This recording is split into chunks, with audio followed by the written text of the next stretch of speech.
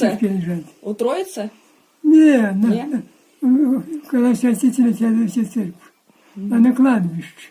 Вы на кладбище хотите лежать? Молодежь. Яцеві, де церква, де всі батюшки лежать. Вы свидетель, что батюшка хочет, чтобы его положили на Яцево в церкви? Да, там Вы подтверждаете это. Конечно. И если они начнут его там ховать у себя, чьи-то, если Господь, когда уже примет батюшка, мы вот это видео всем покажем и скажем, что воля отца Иринея была лежать коло Яцева в церкви, коло святителя Феодосия, коло матушек, коло батюшек. Да, батюшка? Скажите еще раз своими Ну, словами. это же я сказал не напрасно.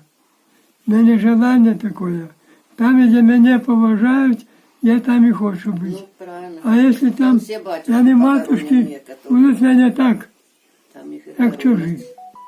Возле Так я не церкви хотел бы. Там їхнє кладбище. А это батюшки молятся все. Ну, я их не обижаю ничем. А только я не прошу меня, отец Михаил мне прощения попросил. А я прощаю, я же не обижаюсь. Потому что, думаю, у каждого свои недостатки есть. Богу молится, а враг нападает. О, Да. да крепко, как молится Богу, так крепко надо терпение.